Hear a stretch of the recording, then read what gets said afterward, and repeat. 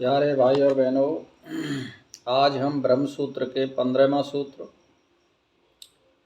में बताएंगे मंत्र वर्णक मेव च गीयते। यानी इसका अर्थ होता है मंत्र अक्षरों में जिसका वर्णन किया गया है उस ब्रह्म का ही यहाँ प्रतिपादन किया जाता है। तो सुनिए, ब्रह्म आनंदमय है, इसमें कहीं दुख है ही नहीं। समस्त दुख उसकी अज्ञानता के कारण है, उसको तत्व रूप से नहीं जानने के कारण है। ब्रह्म के ज्ञान के अभाव में प्रकृति को ही सत्य एवं नित्य मानकर भोगासक्त हो उसी में रमण करना ही सभी दुखों का कारण है। जो उस पर ब्रह्म को जान लेता है वह संपूर्ण दुखों से मुक्त होकर आनंद में स्थित हो जाता है। यदि ब्रह्म आनंद में नहीं है तो उसे प्राप्त करने की चेष्टा कौन करता। विभिन्न शास्त्रों में उसके स्वरूप का वर्णन मिलता है। तो सत्यम ज्ञान ममंत्रम ब्रह्म, यानी ये ब्रह्म सत्य ज्ञान स्वरूप और अनंत है। सत्य ज्ञान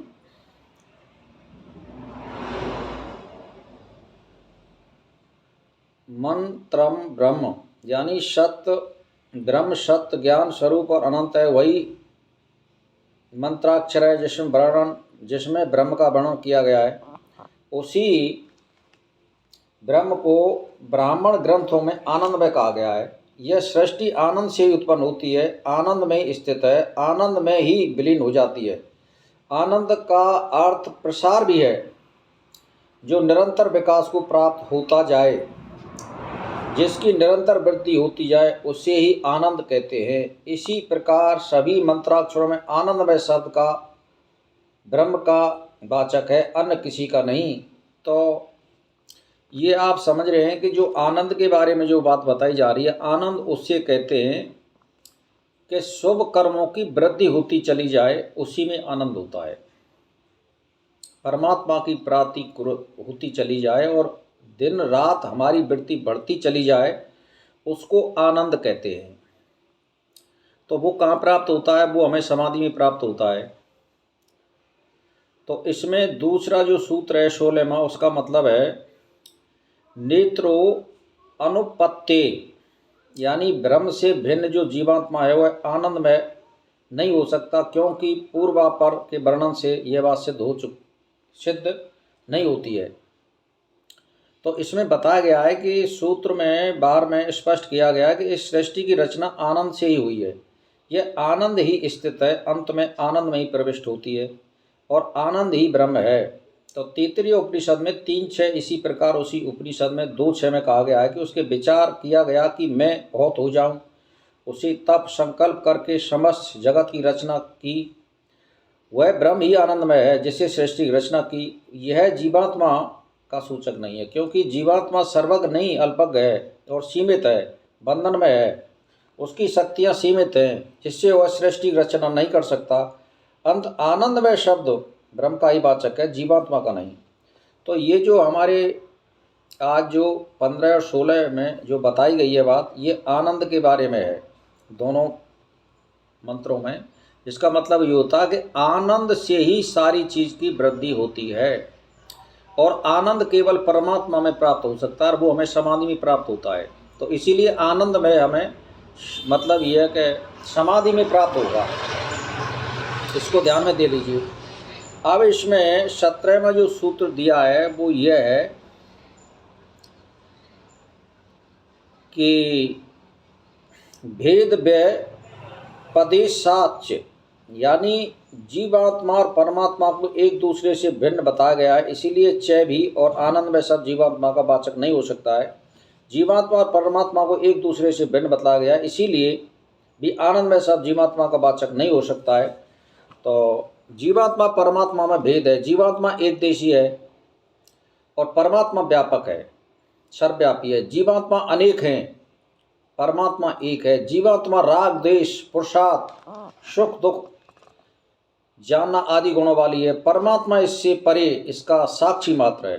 प्राण अपान निमेश उन्मेष जीवन मन गति इंद्रिय आत्मा, ये आत्मा लिंग अर्थात कर्म और गुण, जीव व्याप्य, ईश्वर व्यापक है।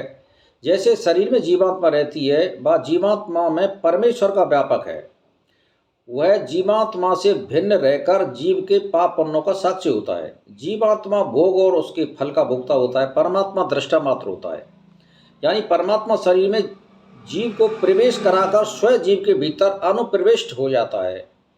यानी जीव के कर्तव्य अकर्तव्य कर्म ईश्वर नहीं करता, जीव ही करता है। इस प्रकार आनंदमय शब्द जीवात्मा का वाचक नहीं हो सकता है, वह परब्रह्म का ही वाचक है। तो हमने आज 3 सूत्र बताए। तो अब इसका मतलब ये समझ लीजिए कि जीवात्मा में अंतर जो बताए हैं उसको अंतर समझ लीजिए कि परमात्मा कैसा होता है और जीवात्मा कैसे होती है। तो इसका मतलब ये हुआ कि परमात्मा एक है और जीवात्मा अनेक है, और इन अनेकों के अंदर एक देशी जो परमात्मा है वो प्रविष्ट रहता है और वो कर्म नहीं करता, वो केवल साक्षी मात्र रहता है और वो देखता है और वो तुम्हारे कर्मों का फल दाता है। जीवात्मा केवल कर्म कर सकती है, उसके फल देने में वो असमर्थ होती है। तो इसीलिए आप शुभ कर्म करेंगे तो शुभ फल मिलेगा, और बुरे कर्म करेंगे, अशुभ कर्म करेंगे, कुकर्म करेंगे या पाप में कर्म करेंगे तो आपको दंड ही मिलेगा, दुख ही मिलेगा। इसीलिए हमेशा मनुष्य हो या स्त्री, ये बुद्धिजीवी होते हैं दोनों, इनको शुभ कर्म ही करने चाहिए, अशुभ कर्म नहीं करने चाहिए।